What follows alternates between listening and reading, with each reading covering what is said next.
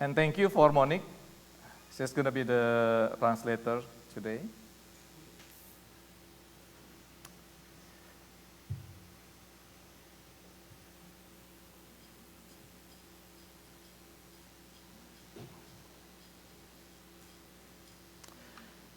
Saudara yang dikasihi Tuhan, saudara, beberapa minggu yang lalu, salah seorang anggota Usinda Spiritual Cohort memohon agar saya membahas tentang masalah predestinasi, predestination, karena memang banyak pertanyaan mengenai hal ini. Pada saat itu saya tidak langsung memberikan jawaban kepada yang bersangkutan, karena toh kita akan membahas seputar topik ini ketika membahas bacaan hari ini. Juga mengenai persoalan ini pernah menjadi topik yang hangat di grup WhatsApp FABC Fathers tentang predestinasi. Dan menarik, saudara, topik ini juga menjadi bahasan yang seru untuk didiskusikan saat Bible Study bersama dengan keluarga saya di Indonesia yang pakai Zoom, saudara. Memang berlatar belakang yang sangat reform, Calvinis. Dan karena kebanyakan gereja mainstream di Indonesia itu lahir di akhir abad ke-19. Di Indonesia berlatar belakang gereja reform, buah hasil misi dari NZG. NZG itu Netherlands Zending Genootschap, juga NZV, Netherlands Zending Vereniging, dan juga bersamaan dengan gereja Lutheran, saudara, seperti HKBP, ya. Sedangkan gereja Metodis dan Baptis baru ada di Indonesia itu di pertengahan abad ke-20. Ya, sementara gereja Katolik jauh lebih dulu lahir di Indonesia, yakni sekitar pertengahan abad ke-17 sudah ada gereja Katolik di Indonesia. Nah, saudara, ketika kita membahas mengenai topik predestinasi, maka ada pertanyaan dan pernyataan yang seringkali muncul. Misalnya, apakah manusia mempunyai kehendak bebas? Kalau Tuhan sejak semula memilih dan menentukan ada orang yang diselamatkan, apakah itu berarti Tuhan juga sejak semula sudah menentukan ada orang yang tidak diselamatkan? Kalau memang begitu, maka Tuhan tidak adil, bahkan pilih kasih dan kejam. Karena ada orang yang sudah ditentukan untuk tidak selamat, sekalipun mungkin dia seorang yang baik. Tentu ada pertanyaan-pertanyaan lain, saudara, yang bisa berkembang. Tapi baiklah, saudara yang dikasihi Tuhan, sebelum saya membahas topik hari ini yang didasarkan pada surat Paulus kepada jemaat di Roma, pasal 8 ayat 28 sampai 30, saya mau sedikit menyampaikan apa pemahaman umum, saudara, tentang istilah predestinasi, dan juga beberapa pandangan dari aliran-aliran kekristenan mengenai hal tersebut, saudara, ya. Nah, saudara, predestinasi dalam teologi adalah doktrin yang menyatakan bahwa sebuah peristiwa di alam semesta ini telah ditentukan oleh Allah dan biasanya dikaitkan dengan nasib takdir. Dalam agama Islam, saudara, dikenal istilah takdir. Tetapi tentu saudara-saudara memiliki pemahaman yang berbeda dengan kekristenan mengenai hal tersebut. Dan pada umumnya, saudara, orang menganggap bahwa penganut Calvinis memahami predestinasi sebagai kedaulatan mutlak Allah yang telah menentukan semua peristiwa di alam semesta dan khususnya tujuan akhir jiwa seseorang. Calvin berkeyakinan bahwa Allah lah yang menetapkan takdir kekal terhadap orang-orang. Ada yang mendapat keselamatan oleh kasih karunia, sementara sisanya akan menerima penghukuman kekal atas semua dosa mereka, terutama dosa asal mereka. Nah, menurut Calvin, Alkitab mengajarkan tentang adanya pemilihan tanpa syarat, unconditional election, penebusan yang terbatas, limited atonement, dan anugerah yang tidak dapat ditolak, irresistible grace. Nah, anugerah kepada manusia yang dipilih Tuhan tidak mungkin dapat ditolaknya karena sudah dipilih oleh Tuhan berdasarkan kedaulatan Tuhan, bukan karena kebaikan atau kelebihan apapun dari manusia tersebut. Maka mulai dari itu, pemilihan Allah kepada manusia tersebut terbatas, tergantung kepada kedaulatan Allah. Dengan demikian, menurut Calvin, tidak ada kehendak bebas manusia dan tidak dibutuhkan respon manusia. Saudara, apakah demikian? Apakah itu juga yang dimaksud oleh Rasul Paulus ketika ia menggunakan kata God foreknew and predestined di dalam kitab Roma? Dan apakah yang dinyatakan oleh Tuhan Yesus sendiri di dalam ajarannya yang tercatat di dalam Injil-Injil? Nanti kita, saudara, akan coba pelajari topik ini berdasarkan apa yang dinyatakan Paulus. Aliran Arminianism, saudara, berpendapat bahwa predestinasi Allah berdasarkan pra-pengetahuan Allah. Mereka percaya bahwa Allah memilih orang-orang yang ia tahu lebih dulu mau percaya untuk diselamatkan. Sehingga pra-pengetahuan Allah itu didasarkan pada syarat atau kondisi yang dibentuk oleh manusia. Nah, saudara, bagaimana dengan aliran Lutheran? Lutheran, saudara, berpendapat bahwa memang ada umat pilihan yang telah dipredestinasikan untuk keselamatan, tetapi Lutheran tidak percaya bahwa ada predestinasi untuk tidak diselamatkan atau reprobasi, itu tidak percaya. Sebaliknya, saudara, Lutheran mengajarkan penghukuman kekal dialami oleh seseorang adalah akibat dosa-dosa orangnya, manakala ia menolak terhadap panggilan dan pengampunan dosa. Jadi bukan karena ditetapkan oleh Allah.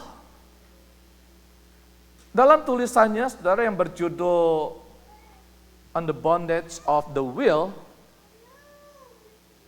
perbudakan kehendak, yang dia terbitkan pada tahun 1525, saudara, Luther berargumentasi bahwa anugerah Allah melalui Injil begitu besar, melalui anugerah di dalam Yesus Kristus, maka keinginan yang begitu keras bagaikan batu dihancurkan.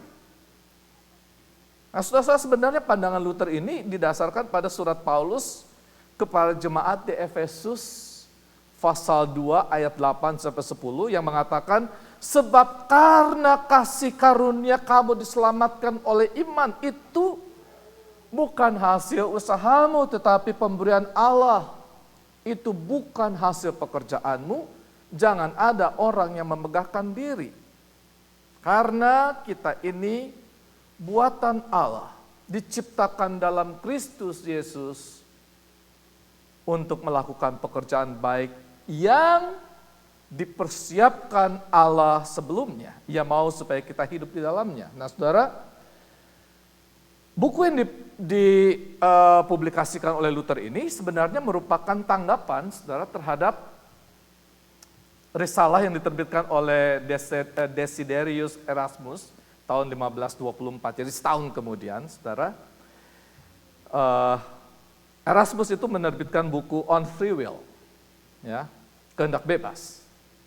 Bagi Luther, tidak ada kehendak bebas.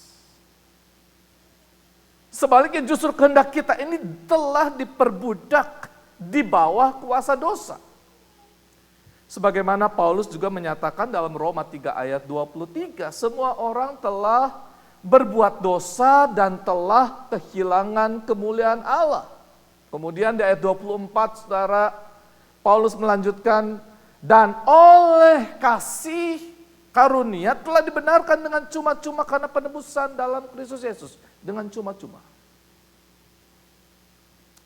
Nah, saudara yang dikasihi Tuhan, disinilah titik persoalannya bahwa sekalipun kasih karunia penebusan di dalam Yesus Kristus itu dapat diterima dengan cuma-cuma,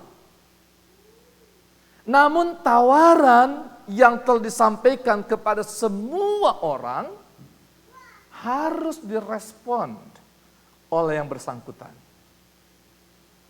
Tawaran kasih karunia di dalam Yesus Kristus tidak dapat bersifat memaksa, sehingga seseorang tidak punya pilihan. Inilah saudara yang disebut dengan kehendak bebas yang terbatas. Ada kehendak bebas tetapi terbatas. Karena semua orang telah ada di bawah kuasa dosa, itu yang membatasinya. Tapi dia masih punya kehendak untuk merespon panggilan itu. Jadi sebenarnya saudara, kehendak bebas yang sebebas-bebasnya itu tidak pernah ada. Itu hanya dimiliki oleh Adam dan Hawa sebelum mereka jatuh ke dalam dosa. Tetapi begitu Adam dan Hawa jatuh ke dalam dosa, maka mereka dan semua keturunannya berada di bawah kuasa dosa, sehingga tidak lagi memiliki kehendak bebas. Tetapi kalaupun kita tidak memiliki kehendak bebas, itu bukan berarti kita tidak memiliki kehendak untuk dapat menentukan pilihan. Itu persoalannya. Karena toh setiap saat manusia diperhadapkan dengan suatu pilihan. Seperti pilihan mau makan apa? Apa Tuhan yang menentukan saudara makan ini, saudara makan ini? Enggak kan, saudara. Saudara punya kehendak untuk memilih. Mau pergi kemana? Mau melakukan aktivitas apa? Mau pergi ke gereja atau tidak? Mau mendengarkan khotbah atau baca message di handphone atau mau tidur? Tidak ada paksaan. Hanya persoalannya saudara, ketika Anda menentukan pilihan dan mengambil keputusan saudara, apakah itu dilandasi dengan keinginan daging atau keinginan roh? Nah, saudara yang dikasihi Tuhan, menarik. Salah satu tema di dalam tulisan Luther mengenai the bondage of the will ini, ia menyoroti mengenai perbudakan kehendak manusia oleh dosa. Dan ini membuat karya keselamatan Yesus Kristus itu ditawarkan dengan cuma-cuma. Karena tidak mungkin kita melakukannya dengan kekuatan kita sendiri. Jadi dengan cuma-cuma. Dan ini menjadi sangat berharga dan masuk akal. Jadi sekalipun cuma-cuma, saudara-saudara ini penting ya, sekalipun cuma-cuma bukan berarti murahan. Sebaliknya sangat berharga. Kasih karunia ini merupakan anugerah yang hanya bisa diberikan oleh Tuhan karena kita yang begitu tidak berdaya, tidak akan sanggup untuk membayarnya. Karena itu saudara, Luther sangat mengagungkan karya penebusan Yesus Kristus di atas kayu salib yang tak terbatas. Nah, Luther menegaskan saudara bahwa jika kita tidak benar-benar menyadari akan keberdosaan kita dan ketidakberdayaan diri kita, maka kita tidak dapat memahami betapa besar dan agungnya anugerah pengampunan yang ditawarkan Allah melalui pengorbanan Yesus Kristus. Nah, saudara yang dikasihi Tuhan, sekarang saya ingin mengajak saudara berpindah pada pemahaman yang lain. Bagaimana dengan gereja Roma Katolik? Bagaimana mereka memahami tentang konsep predestinasi ini? Saudara, ajaran Roma Katolik tidak sependapat dengan Yohanes Calvin mengenai predestinasi ganda ini, saudara. Yakni bahwa Calvin, sebagian manusia akan yang sudah ditentukan untuk menerima keselamatan, dan ada yang sebagian manusia yang telah ditentukan untuk menerima hukuman abadi atau kebinasaan. Karena saudara, sejak konsili Orange kedua tahun 529, jadi itu jauh sebelum Calvin, 1000 tahun sebelum Calvin, saudara. Sudah ditegaskan di dalam konsili itu, di dalam Katekismus Gereja Katolik nomor 1037, bahwa tidak ada seorang pun yang ditentukan lebih dahulu oleh Tuhan untuk binasa, masuk neraka. Mengapa? Karena Rasul Petrus dalam 2 Petrus 3:9 menyatakan bahwa ia menghendaki supaya jangan ada yang binasa, melainkan supaya semua orang berbalik dan bertobat. Itu kehendak Allah. Dan pandangan ini kembali sudah ditegaskan dalam Konsili Trente tahun 1547, berarti itu setelah muncul ajaran John Calvin, itu ditegaskan kembali pandangan tadi, ya. Tapi ditambahkan begini, akan tetapi jika seseorang mengingkari Allah secara sukarela dan sengaja atau murtad dengan melakukan dosa berat seperti menghujat Roh Kudus, Lukas 12 ayat 10, dosanya tak dapat diampuni. Dan ia bertahan dengan keras hati sampai akhir hidupnya di dunia ini, maka ia mengalami kebinasaan. Dan itu terjadi bukan karena Tuhan sudah menentukan sejak semula untuk binasa, melainkan karena pilihannya sendiri. Jadi itu ajaran Roma Katolik. Nah, baik saudara yang dikasihi Tuhan, sekarang kita mau membahas apa yang dinyatakan Paulus dalam bacaan hari ini, Roma 8 ayat 28 sampai 30. Nah, pemahaman mengenai konsep predestinasi yang difirmankan Tuhan melalui Paulus ini, saudara, harus dipahami di dalam konteksnya. Mari kita membaca, saudara, sekali lagi ayat 28, saya bacakan bahasa Indonesia ya, bahasa Inggrisnya ada di dalam di screen. Kita tahu sekarang bahwa Allah turut bekerja dalam segala sesuatu untuk mendatangkan kebaikan bagi mereka yang mengasihi Dia, yaitu bagi mereka yang terpanggil sesuai dengan rencana Allah. Nah, saudara, siapa yang dimaksud dengan kita, saudara? Di ayat ini kita tahu sekarang, tentu yang dimaksud adalah oleh Paulus adalah para pembacanya. Dalam hal ini jemaat di Roma. Dan setiap orang percaya di segala abad dan tempat, termasuk saudara dan saya. Kita. Kita tahu sekarang. Tahu tentang apa, saudara? Tahu bahwa Allah turut bekerja dalam segala sesuatu untuk mendatangkan kebaikan. Jadi saudara, Paulus menegaskan bahwa Allah itu tidak tinggal diam.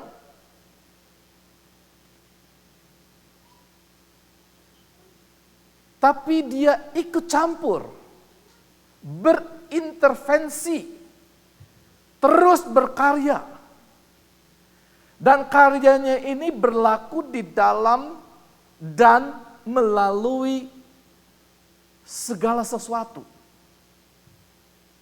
Dengan berbagai hal dia berkarya, ya, di dalam dan melalui.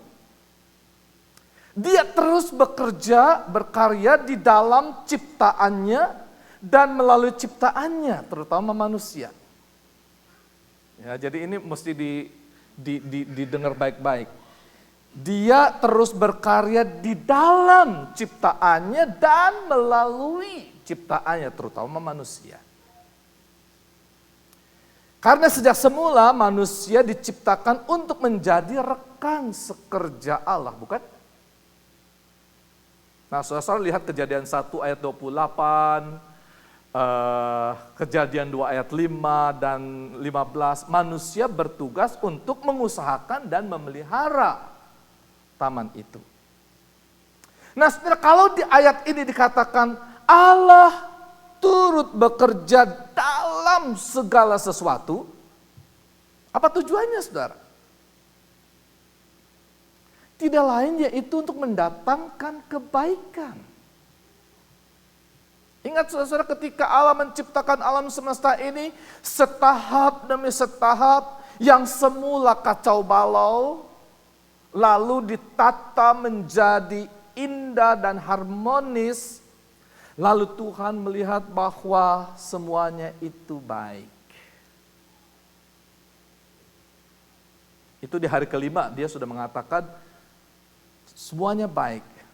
Pada Kejadian 1 ayat 25 ya. Nah, sebelum manusia diciptakan. Itu hari kelima. Jadi saudara, Taman Eden itu sudah menjadi suatu ciptaan yang baik adanya, saudara. Namun setelah Allah menciptakan manusia dalam rupa dan gambar Allah, in the image of God, maka di Kejadian 1 ayat 31 dikatakan, maka Allah melihat segala yang dijadikannya itu sungguh amat baik. Wah, saudara, sungguh amat baik setelah manusia diciptakan. Namun sayangnya saudara, apa yang sudah diciptakan Allah dengan sungguh amat baik itu ternyata menjadi rusak. Manakala manusia jatuh di dalam dosa. Manusia juga, Paulus juga sudah menegaskan di dalam Roma pasal 3 bahwa semua orang telah berbuat dosa dan telah kehilangan kemuliaan Allah. Itulah sebabnya saudara, Allah pun merancang jalan keselamatan bagi dunia. Allah merencanakan untuk menciptakan kembali. Nah, ini perhatikan saudara, Allah merancang untuk menciptakan kembali dari puing-puing yang telah rusak karena dosa untuk menjadi ciptaan yang baru melalui karya keselamatan yang dikerjakan oleh Yesus Kristus di atas kayu salib.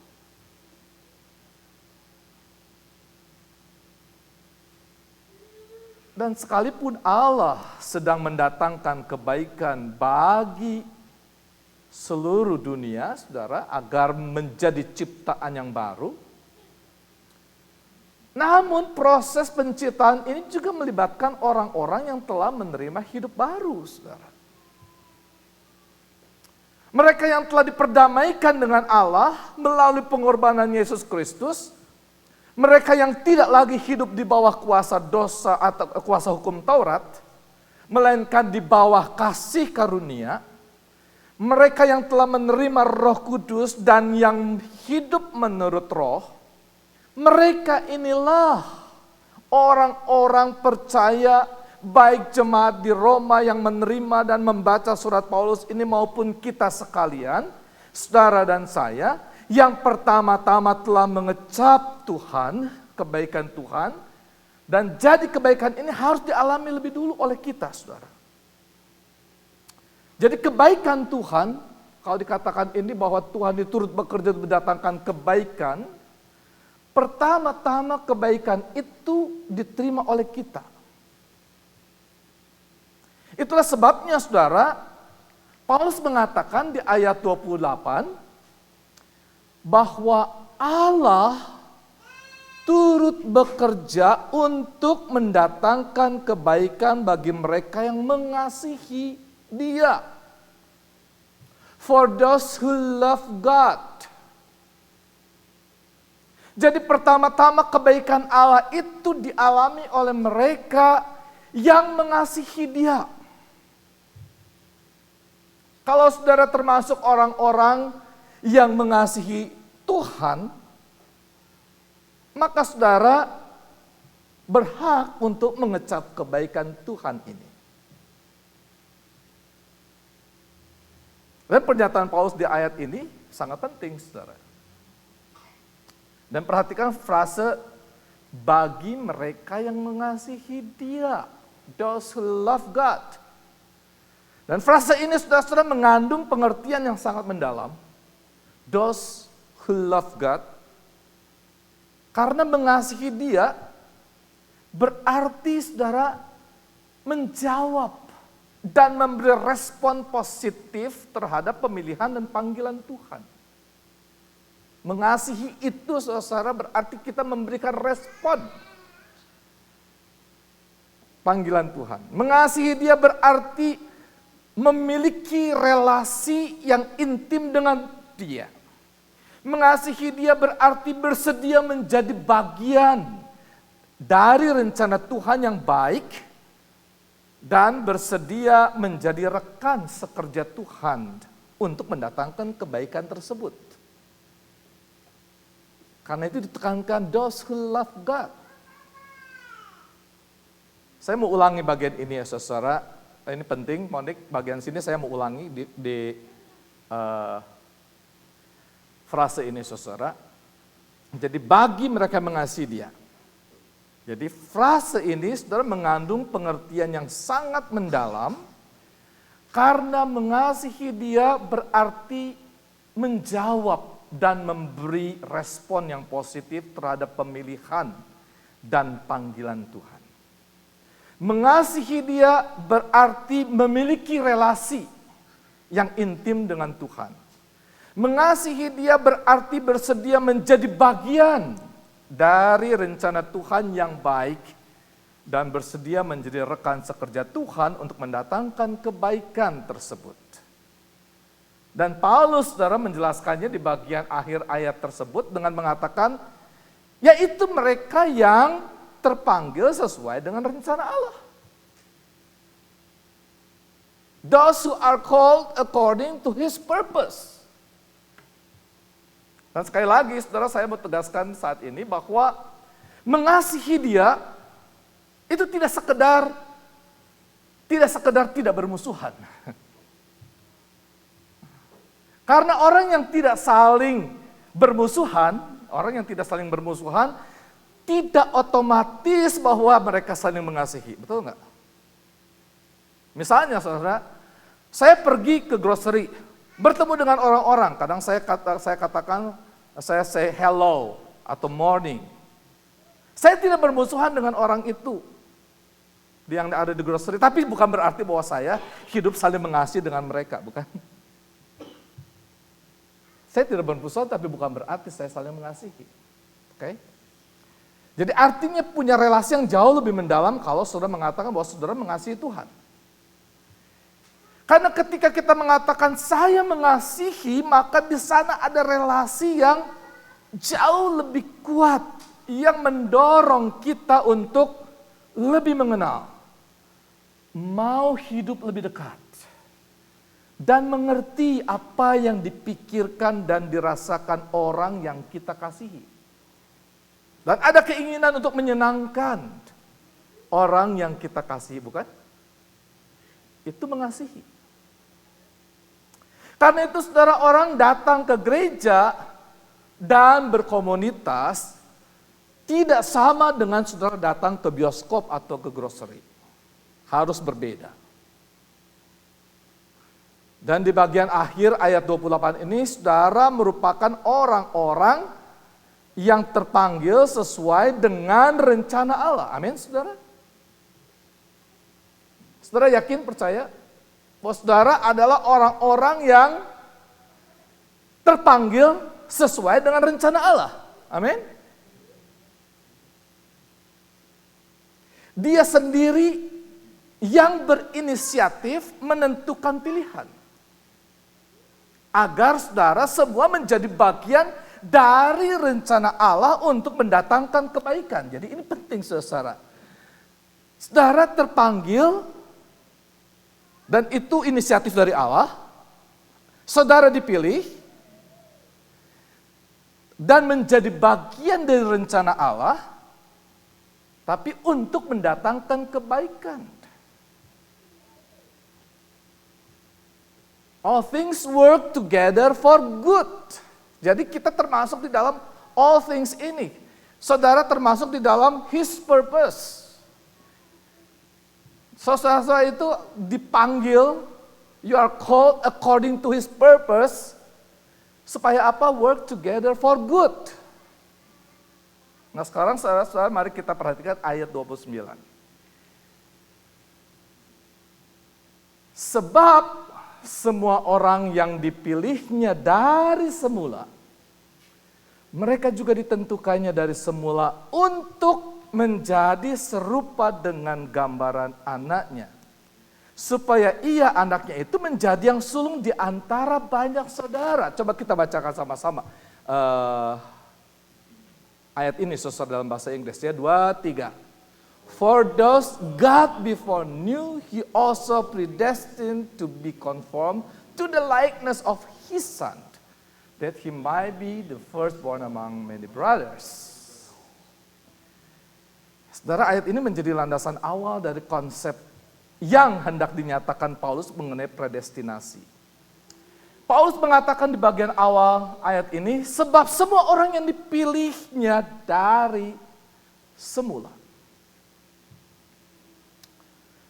Saudara, sebetulnya perkataan ini bukan baru dinyatakan oleh Paulus. Melainkan di perjanjian lama Tuhan sudah menyatakannya juga saudara. Kalau kita membaca katakanlah dari Mazmur 139 ayat 13, 16, Raja Daud mengungkapkan demikian. Sebab Engkaulah yang membentuk buah pinggangku, menenun aku dalam kandungan ibuku. Aku bersyukur kepadamu oleh karena kejadianku dahsyat dan ajaib. Ajaib apa yang kau buat dan jiwaku benar-benar menyadarinya. Tulang-tulangku tidak terlindung bagimu. Ketika aku dijadikan di tempat yang tersembunyi dan aku direkam di bagian-bagian bumi yang paling bawah. Matamu melihat selagi aku bakal anak. Dan dalam kitabmu semua yang tertulis hari-hari yang akan dibentuk sebelum ada satu pun daripadanya. The days that were formed for me, when as yet there were none of them. Itulah juga saudara yang dinyatakan dalam firman-Nya kepada Nabi Yeremia. Tentang dirinya dikatakan Yeremia 1 ayat 5, sebelum aku membentuk engkau dalam rahim ibumu, aku telah mengenal engkau, dan sebelum engkau keluar dari kandungan aku telah menguduskan engkau. Aku telah menetapkan engkau menjadi nabi bagi bangsa-bangsa. Saudara, percayalah bahwa kalau Tuhan izinkan kita masing-masing, saudara-saudara, berada di dunia ini, itu bukan suatu kebetulan, saudara. Saudara bukan datang ke dalam dunia ini suatu kebetulan. Enggak. Melainkan memang Tuhan sudah mengaturnya.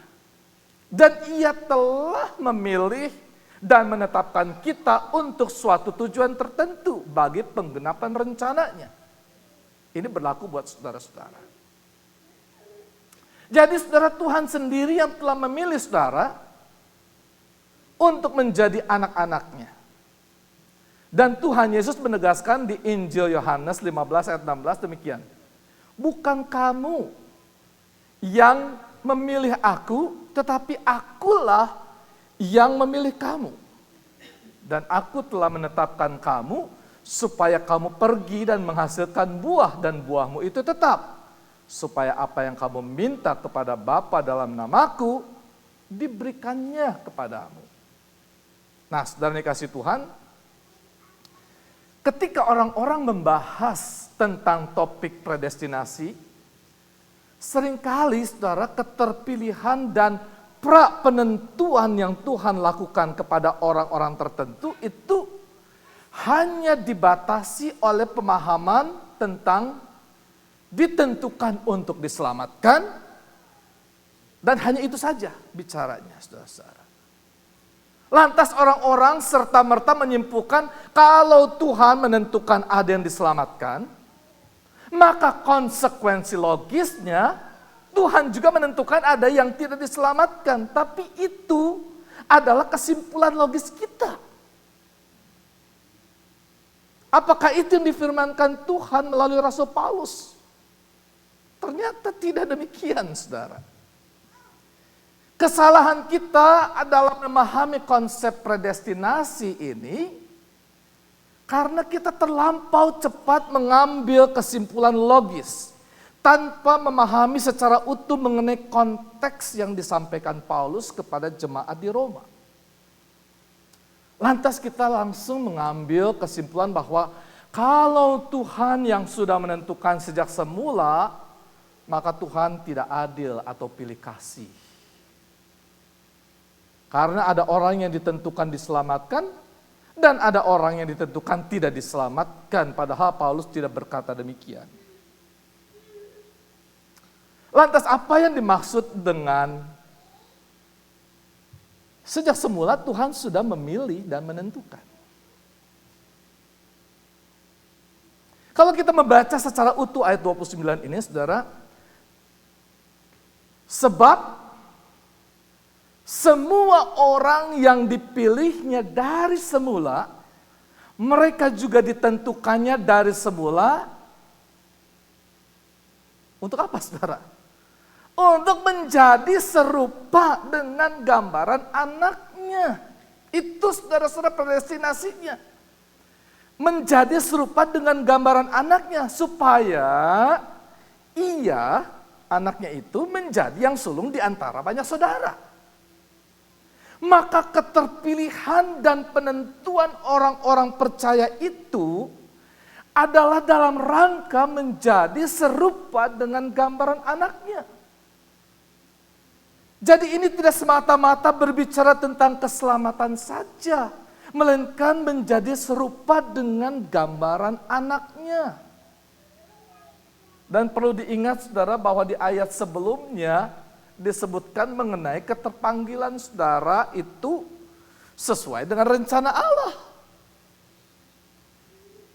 Jadi Tuhanlah yang merencanakannya. Dan Dia tahu setiap potensi yang saudara miliki. Bahkan menambahkannya dengan karunia-karunia yang dibutuhkan.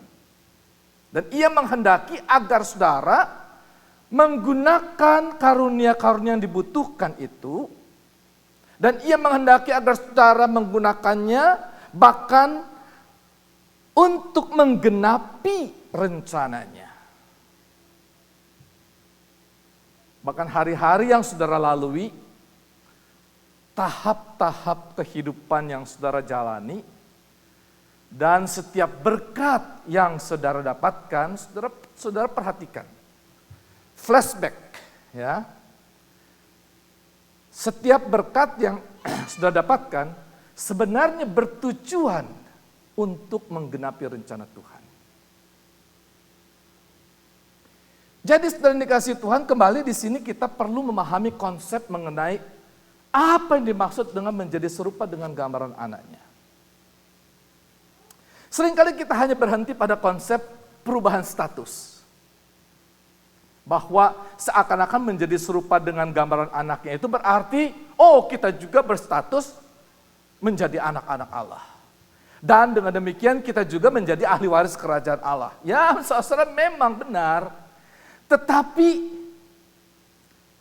tidak lengkap. Benar bahwa di Efesus 1 ayat 5 Paulus mengatakan dalam kasih Ia telah menentukan kita dari semula oleh Yesus Kristus untuk menjadi anak-anaknya sesuai dengan kerelaan kehendaknya. Tapi ingat saudara, Paulus tidak berhenti sampai di situ. Karena di dalam Efesus 2 ayat 10 juga ditegaskan bahwa kita ini diciptakan di dalam Kristus Yesus untuk melakukan pekerjaan baik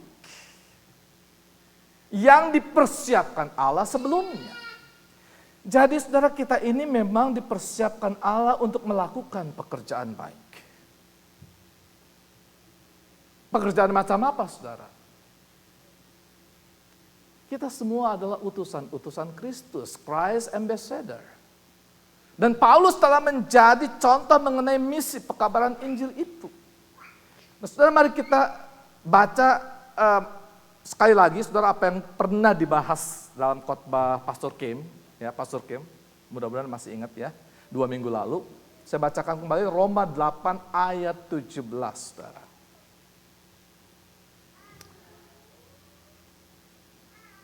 Dan jika kita adalah anak, saya nggak masukkan ayatnya. Oke. Roma 8 ayat 17 ya saudara. Dan jika kita adalah anak, maka kita juga adalah ahli waris. Oke. Maksudnya orang-orang yang berhak menerima janji-janji Allah yang akan menerimanya bersama-sama dengan Kristus, yaitu jika kita menderita bersama-sama dengan Dia, supaya kita juga dipermuliakan bersama-sama dengan Dia.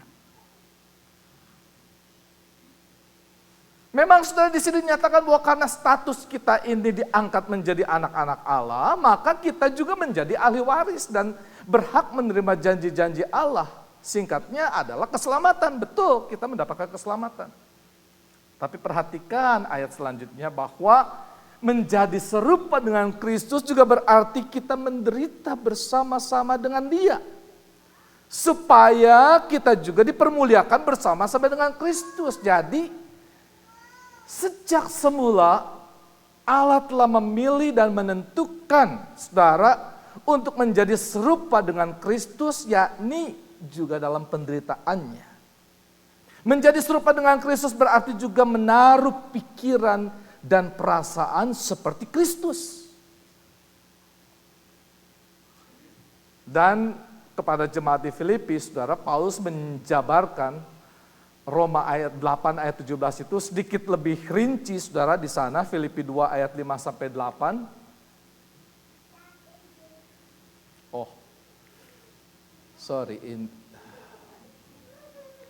Oke.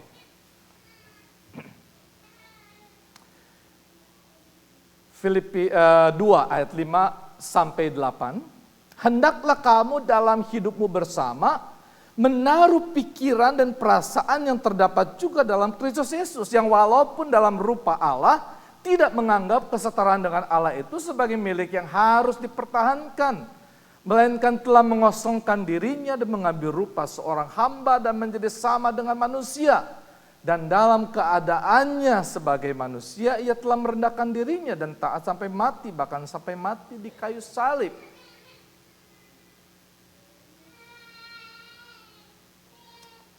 Nah saudara,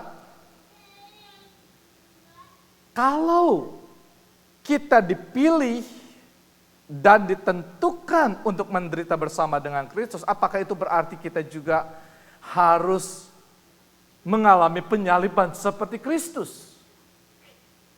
Tentu sudah tidak secara harfiah.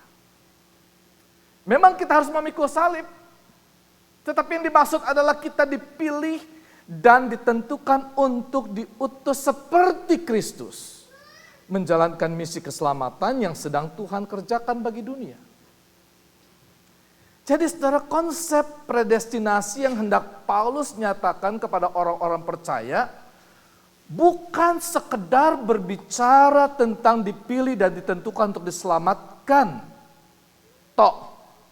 melainkan untuk menjadi serupa dengan Kristus, yakni menjalankan misi Allah untuk menyelamatkan dunia.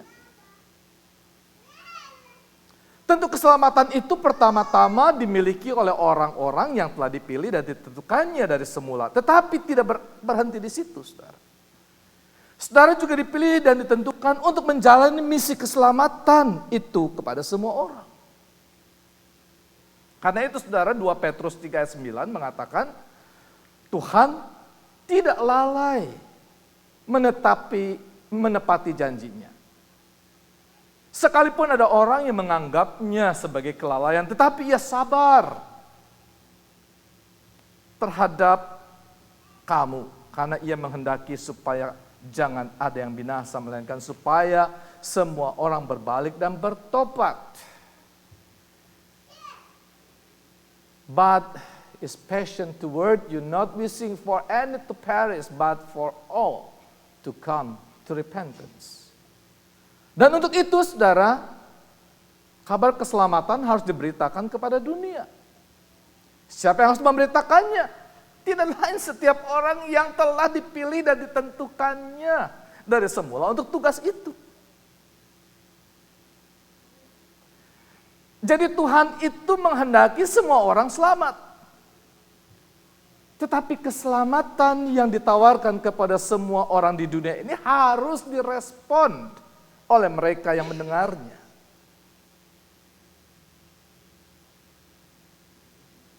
Sekalipun Tuhan itu berdaulat penuh, namun Tuhan juga tidak otoriter. Sehingga seolah-olah manusia tidak memiliki kebebasan untuk memberi respon. Saint Augustinus, saudara, dia menjelaskan dalam On Grace and Free Will, itu chapter 2, bahwa Tuhan telah mengungkapkan kepada manusia melalui kitab sucinya. Bahwa dalam diri setiap manusia ada kehendak bebas untuk memilih, walaupun terbatas karena ada di dalam dosa. Dan semua ajaran Tuhan hanyalah berguna jika manusia memiliki kehendak bebas untuk memilih. Supaya seseorang dapat memperoleh imbalan yang dijanjikannya dengan melakukan ajaran-ajarannya. Dengan demikian, Saint Augustinus itu menyatakan bahwa Allah memang menentukan keselamatan manusia, namun manusia perlu meresponnya melalui kehendak bebasnya untuk percaya dan melaksanakan semua ajarannya. Oh saudara, capek juga saya teriak. Saudara, khotbah kali ini sedikit lebih panjang. Tapi supaya tidak jenuh, saudara, supaya tidak jenuh. Saya mau sedikit kasih ilustrasi atau intermezzo, saudara, intermezzo. Hanya untuk menjelaskan tentang lebih simpel mengenai apa artinya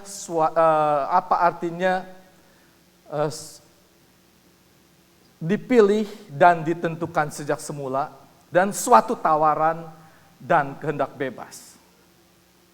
Oke. Soal gini, saya punya, bentar. Punya kan nih? Saya punya uang, saudara, $20 di dompet. Dan saya mau tawarkan kepada saudara semua, ada yang mau terima uang ini enggak?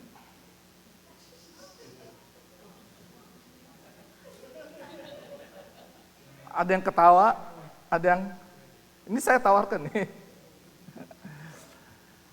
Saudara, saya menawarkan $20 kepada saudara semua. Dan tawaran ini sudah berlaku untuk saudara semua. Apakah saya pilih kasih enggak? Saya pilih kasih enggak? Enggak, karena saya menawarkan terbuka untuk siapa saja. Jadi saya tetap adil, saudara. Tapi persoalannya tawaran ini direspon secara berbeda-beda. Mungkin ada yang berpikir, benar enggak sih? Cuma main-main kali. $20 untuk apa? Saya juga punya. Cuma $20, gengsi dong. Terima cuma $20. Kalau $20.000, saya pertimbangkan. Saudara, ada yang mau maju ambil 20, tapi ragu-ragu. ragu-ragu. Mungkin malu, mungkin takut dan sebagainya. Oke, saudara-saudara, ini hanya contoh sederhana tawaran $20. Dan tentu saudara, di dompet saya terbatas. Dan sekarang sudah kita bayangkan tawaran 20 itu adalah tawaran keselamatan di dalam Yesus Kristus. Keselamatan itu ditawarkan untuk semua orang. Keselamatan dari Yesus itu cukup untuk menyelamatkan seluruh dunia. Tidak seperti uang saya yang terbatas, saudara. Allah pilih kasih? Enggak. Allah adil? Tentu. Karena semua orang mendapat kesempatan untuk menerima tawaran keselamatan itu. Dan cukup keselamatan untuk semua orang. Tapi respon manusia terhadap tawaran keselamatan dari Tuhan Yesus itu berbeda-beda. Ada yang percaya, ada yang tidak, bahkan ada yang mencibir. Nah, sekarang saya beranjak pada tahap berikutnya, saudara. Jadi sebelum ibadah ini saya sudah mau tentukan pilihan. Tarin baru masuk ke gereja, Tarin. Saya mau pilih kamu terima 20 ini. Tarin terima 20 ini, mau gak ke depan? Come forward. Nggak mau? Oke. Rita mau nggak? Oke.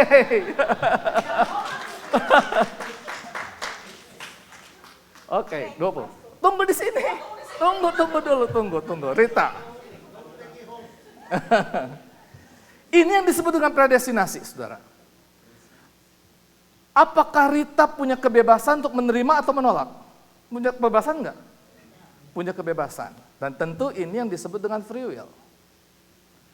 Dan tentu saya senang karena dia bersedia menerima dan menjadi partner untuk misi saya berikutnya.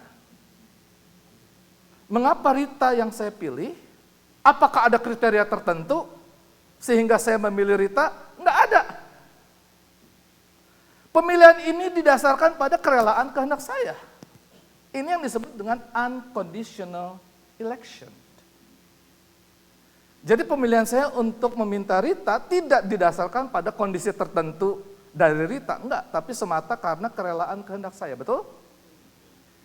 Nah, ini apakah saya pilih kasih enggak kepada saudara?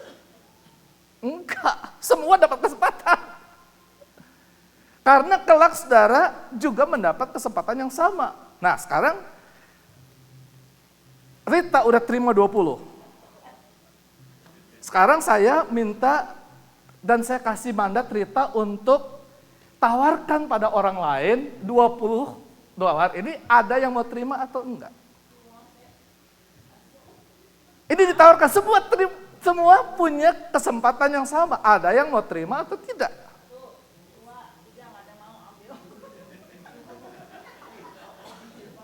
Ada enggak yang mau terima? Ini ditawarkan. Datang dong ke depan dong.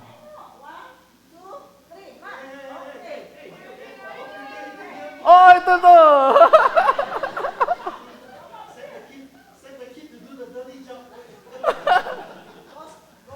Saya kasih mandat sama Rita untuk menawarkan kepada saudara-saudara untuk terima $20.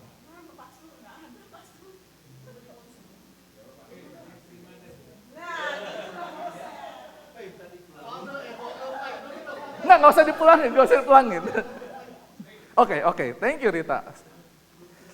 Nah ini saudara-saudara yang disebut dengan partner atau rekan kerja. Dan tawaran yang diberikan kepada Rita berlaku buat saudara semua. Nah sekarang, sekali lagi saudara-saudara, saya tidak pilih kasih. Oke? Saya tidak pilih kasih. Saya tetap adil. Karena semua orang mendapatkan kesempatan yang sama. Tapi saudara harus meresponnya. Dan tentu kalau saya punya segudang uang, saya menghendaki semua orang menerimanya. 2 Petrus 3 ayat 9 tadi. Ya. Ia menghendaki supaya jangan ada yang binasa, melainkan supaya semua orang berbalik dan bertobat. Demikianlah saudara keselamatan yang ditawarkan di dalam Yesus Kristus.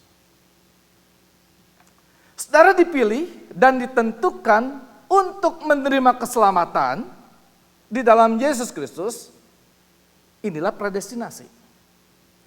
Dan di dalam kebebasan kehendak, maka tawaran itu harus direspon. Dan ketika saudara membuka hati dan merespon dengan percaya dan beriman kepada Yesus Kristus, maka saudara menerima keselamatan itu. Tapi tidak berhenti di situ. Karena saudara pun dipanggil untuk menjadi rekan sekerja Allah dalam menawarkan keselamatan Yesus Kristus kepada dunia. Itu Roma 8 ayat 29. Saudara mungkin ada yang bertanya, kalau seseorang pernah mendengar tentang keselamatan Injil keselamatan di dalam Yesus Kristus, namun tetap mengambil keputusan, tetap menolak dan tidak percaya, ya maka itu sudah jelas, saudara. Berarti memang ia tidak diselamatkan di dalam Yesus Kristus. Tapi apakah ia sama sekali akan binasa, sekalipun betapa baiknya ia hidup? Lantas bagaimana orang-orang yang memang sama sekali tidak pernah mendengar tentang Injil? Tidak pernah mendengar tentang keselamatan di dalam Yesus Kristus ini. Saudara, saya tidak akan membahas masalah ini sekarang. Karena khotbah saya nanti sampai jam 5 baru selesai kali. Tapi saya janji akan membahas tentang ini pada khotbah tanggal 2 Juni atau tanggal 9 Juni ya. Saya akan bahas tentang ini. Bagaimana keselamatan orang yang tidak pernah mendengar Injil. Atau orang yang ada di dalam perjanjian lama yang berdasarkan hukum Taurat. Jadi stay tune on this channel.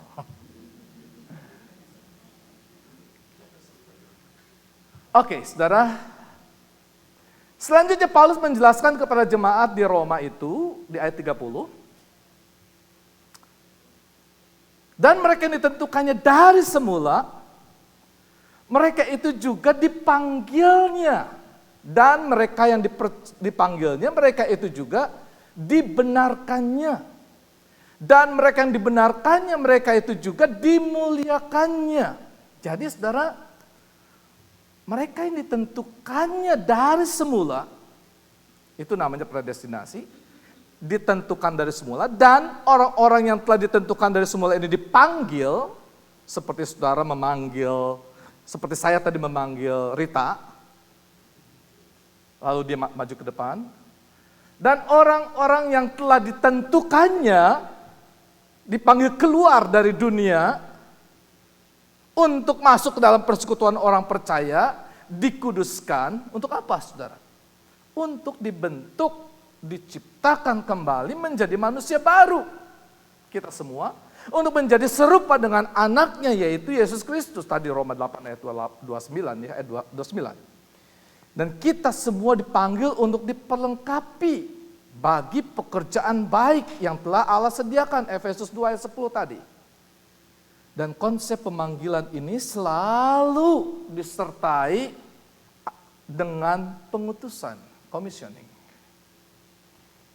Menjadi Christ ambassadors, melaksanakan amanat agung. Nah selanjutnya saudara, orang-orang yang telah dipanggil ini, mereka ini juga dibenarkannya. Mengalami proses justifikasi untuk menjadi manusia baru. Dipanggil keluar, jadi yang dipanggil keluar itu bukan orang yang suci, orang berdosa, semua orang berdosa, semua orang sudah berdosa. Tapi dikuduskan untuk dibenarkan, diproses untuk menjadi serupa dengan anaknya. Di Kolose 3 ayat 10,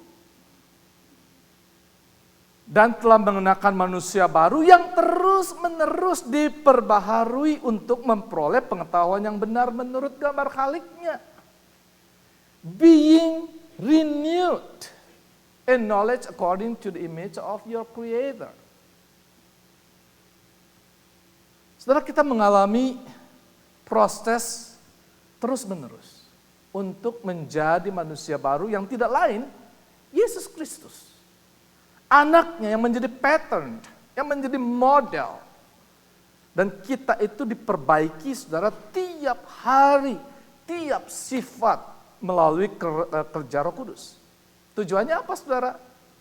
Supaya kita bisa menghasilkan buah roh. Memperhatikan bahwa 9 karakter itu, saudara, karakter dalam buah roh itu tidak lain adalah karakter ilahi. Kasih, sukacita, damai sejahtera, kesabaran, kemurahan, kebaikan, kesetiaan, kelemah lembutan, penguasaan diri. Dan selanjutnya, saudara, di ayat 30 dikatakan, dan mereka yang dibenarkannya, mereka itu juga dimuliakannya. Whom he justified, those he also glorified. Dan seringkali, saudara, seringkali orang menganggap bahwa dimuliakannya itu berarti masuk ke dalam kerajaan Allah. Tapi pertama-tama yang dimaksud Paulus dengan dimuliakannya itu sebenarnya, saudara, memperoleh kembali citra diri kita sebagai manusia yang diciptakan dalam rupa dan gambar Allah. Itu dimuliakannya. Tiap sifat kita itu dibentuk kembali. Karena ketika manusia jatuh dalam dosa, dia kehilangan kemuliaan Allah. Apa? Citra dirinya, the image of God itu yang hilang. Dan ketika kita diproses, dibenarkan, dikuduskan, dan glorified, itu dalam rangka apa? Mendapatkan karakter-karakter ilahi. Itu kemuliaan yang diberikan. Dan ini menjawab Paulus di dalam Roma 3 ayat 23. Semua orang telah berbuat dosa dan telah kehilangan kemuliaan Allah. Jadi citra diri kita sebagai manusia yang diciptakan dalam rupa dan gambar Allah yang telah rusak atau hancur karena dosa, sekarang diciptakan kembali dan dipulihkan sehingga kita kembali menjadi memiliki kemuliaan Allah. Glorification. Jadi setelah yang dikasihi Tuhan, sebagai kesimpulan, singkat saja saudara, predestinasi berarti kita telah dipilih dan ditentukan oleh Tuhan dari semula, bukan hanya untuk diselamatkan saja, melainkan untuk menjadi serupa dengan anaknya, baik dalam penderitaan dan kemuliaannya. Pemilihan dan penentuan Tuhan itu tidak bersifat otoriter, sehingga kita diberikan kebebasan untuk merespon, itulah keputusan iman.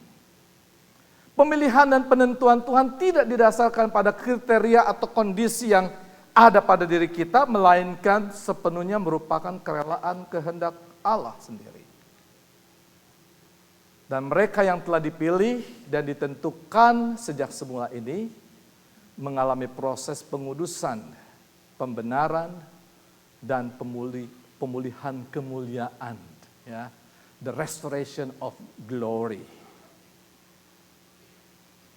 Dan pemilihan dan penentuan Tuhan atas diri kita ini disertai dengan panggilan untuk menjadi rekan sekerja Allah, untuk diutus ke dalam dunia demi mewartakan kabar keselamatan di dalam Yesus Kristus. Saudara, mungkin khotbah kali ini cukup panjang, jadi saya tidak melanjutkan dengan aplikasi, saudara, tetapi saya mau ajak saudara untuk merenungkan secara pribadi tentang keberadaan kita saat ini di hadapan Tuhan yang telah memilih dan memanggil saudara. Ya, saudara, renungkan bahwa ternyata kita ini adalah orang-orang yang sudah dipilih sejak semula untuk menjadi rekan sekerja Allah. Dan saya mau menutup khotbah ini, saudara, dengan mengajak saudara menyanyikan satu lagu. Dan saya mau ajak Monik juga ikut nyanyi, karena dia sebagai translator. Saya mau ajak dia nyanyi juga Judul lagunya Bagai Tanah Liat, saudara-saudara. Monik boleh kesini, Monik.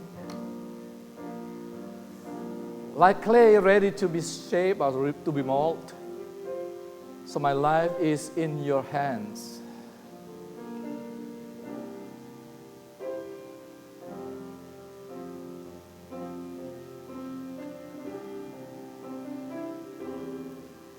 Bagai tanah liat, siap dibentuk, demikian hidupku di tanganmu. Dengan urapan kuasa Roh-Mu, ku dibaharui selalu. Saya undang saudara untuk berdiri. Jadikan ku Allah dalam rumah-Mu, inilah hidupku di tangan-Mu. Bentuklah seluruh kehendak-Mu, pakailah sesuai rencana-Mu. Katakan, ku mau seperti-Mu Yesus. Ku mau seperti-Mu Yesus, disempurnakan selalu dalam segenap jalanku, memuliakan nama-Mu. Sekali katakan, ku mau seperti-Mu Yesus. Ku mau seperti-Mu Yesus, disempurnakan selalu dalam segenap jalanku, memuliakan nama-Mu. Sekali lagi. Ku mau seperti-Mu Yesus, disempurnakan selalu dalam segenap jalanku,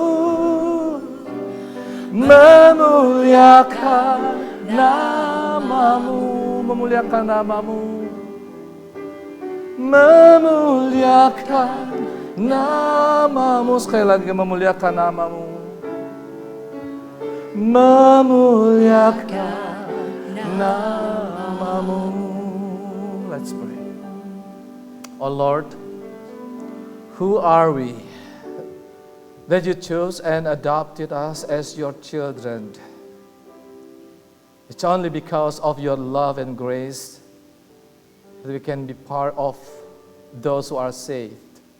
Teach us, Lord, to always be grateful and willing to be formed and used as tools in your hands to bring good news to the world, to shine your light in the midst of the dark of world, so that through our lives, the world will see your glory. In Jesus' name we pray. Amen.